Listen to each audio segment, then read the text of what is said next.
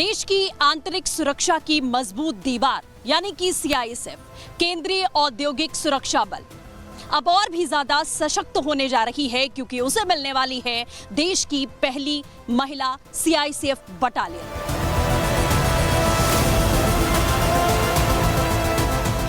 नमस्कार, मैं हूं आपके साथ सृष्टि पांडे और आप देख रहे हैं रिपब्लिक भारत का ये खास कार्यक्रम।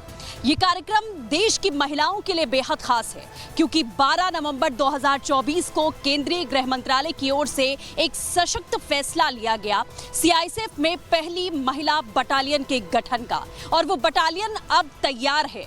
अक्टूबर के महीने में ये पहली बटालियन सीआईएसएफ की ये पहला जत्था यहाँ से निकलने वाला है। 28 महिलाएं इसमें शामिल हैं और इसीलिए इसे मजबूत भारत की एक सशक्त तस्वीर कहा जा रहा है क्योंकि महिलाओं की भागीदारी को देश की आंतरिक सुरक्षा में किस तरीके से बढ़ावा दिया गया उसकी एक बड़ी तस्वीर हम आपको दिखाएंगे। और रिपब्लिक भारत की टीम इस समय बरवा के सीआईएसएफ ट्रेनिंग सेंटर में मौजूद है और यहाँ से कैसे सीआईएसएफ पहली महिला बटालियन तैयार हो रही है देश की आंतरिक सुरक्षा को अपने कंधों पर लेने के लिए, एक एक तस्वीर रिपब्लिक भारत आपको दर्शाएगा।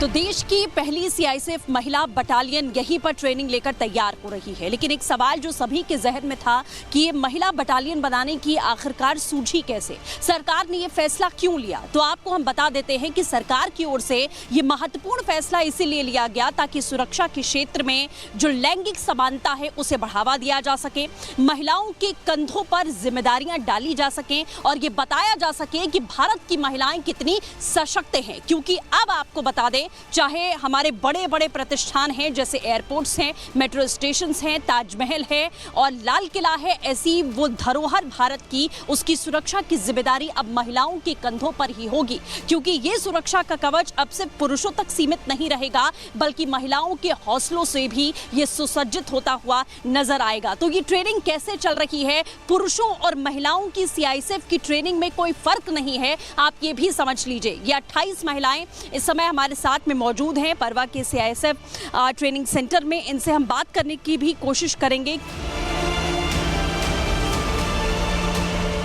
यहाँ पे सुबह हम 5 बजे जगते हैं, 6 बजे मार्क लगता है, उसके बाद वार्म अप के बाद रनिंग चलता है, 2 घंटा लगता है और इसमें हम 10 kilometre, 8 kilometre, 5 kilometre continue running करते हैं। उसके बाद हमारा स्ट्रेचिंग होता है, वार्म अप होता है, फिर उसके बाद नाश्ते के लिए छोड़ा जाता है। उसके बाद हम आधे 1 घंटे में नाश्ते करके फिर 9:30 में मार्के में आते हैं शॉर्ट रेंज में। वहाँ पे हमारे क्लासेस चलते हैं और कुछ सिखाया जाता है अलग अलग से। उसके बाद फिर हमें 1 बजे छोड़ा जाता है क्लास के लिए, फिर उसके लिए एक्स्ट्रा क्लासेस जब लगता है तो एक्स्ट्रा क्लासेस हम करते हैं। फिर 3 बजे 3:30 में मार्का लगता है। उसके बाद फिर हमें 6 बजे छोड़ा जाता है और उसके बाद फिर शाम को भी एक्स्ट्रा क्लास हो। तो ये आप देख रहे हैं कि कैसे ये जो ट्रेनिंग अभी ले रही हैं महिलाएं, वो बता रही हैं कि कैसे वो अपने आप को सशक्त और मजबूत यहाँ महसूस कर पा रही हैं। इसी तरीके से और भी इनकी जो एक्सरसाइजेज हैं पूरे दिन की, कि कैसे ये अपने आप को तैयार कर रही हैं देश की आंतरिक सुरक्षा के लिए, उसकी एक एक झलक के लिए आप बने रहिए हमारे साथ।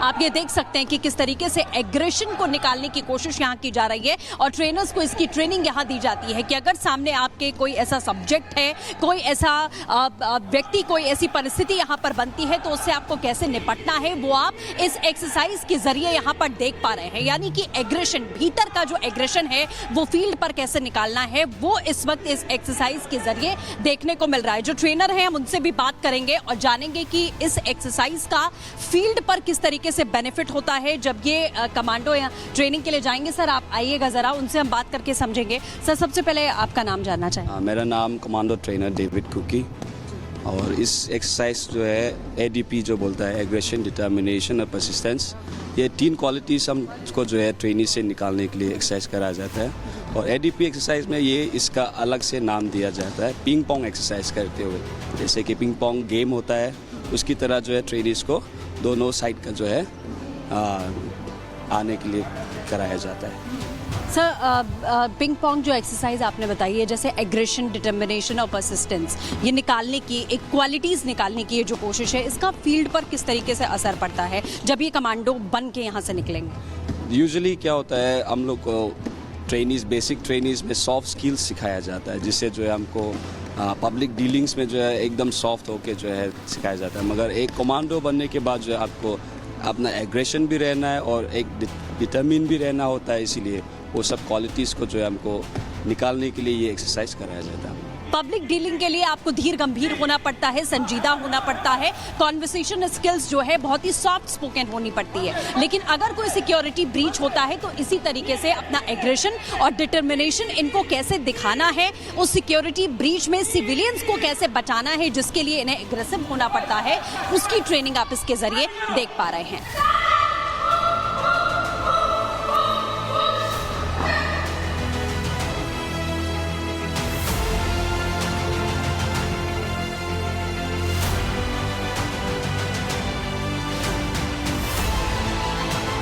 तो अब सीआईसीएफ महिला बटालियन की जो ट्रेनिंग चल रही है उसके बेहद अहम पड़ाव पर हम पहुंच चुके हैं।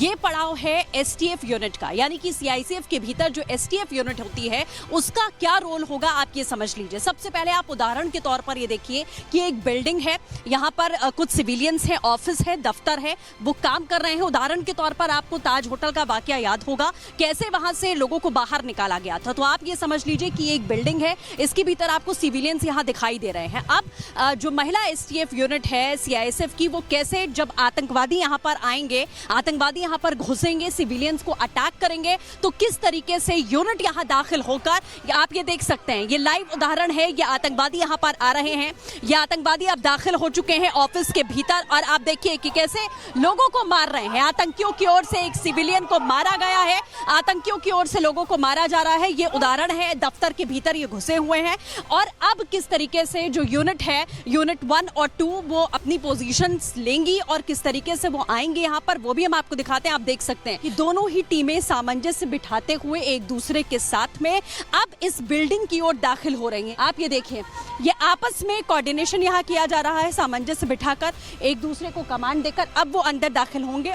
अब लेफ्ट रूम को, यानी कि जो रूम है उसे सबसे पहले ग्रेनेड फेंका जाएगा और उसके बाद क्लियर किया जाएगा। रूम के भीतर देखिए, अब रूम खाली है, यहाँ पर कोई भी आतंकवादी नहीं है। इसको क्लियर करने के बाद में अब वो दूसरे रूम में जाएंगे और जहाँ पर आतंकी हैं उन्हें टारगेट करके ढेर कर दिया जाएगा। अब देखिए, 2 आतंकवादियों को यहाँ मार दिया गया, 2 आतंकियों को ढेर कर दिया गया है। सिविलियंस अंदर मौजूद थे, उन्हें यहाँ बचाया गया क्योंकि कुछ सिविलियंस को आतंकवादियों ने मार भी दिया है।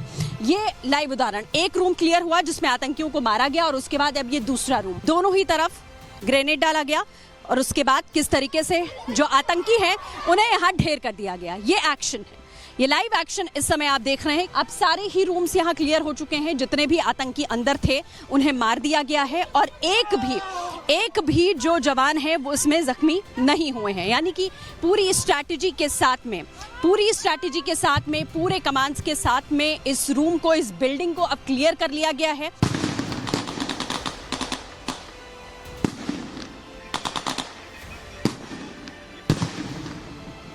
इस समय किरण पाल सर हमारे साथ में मौजूद हैं, जो कि डिप्टी कमांडेंट हैं और यहाँ पर ट्रेनिंग का चार्ज भी वो देखते हैं।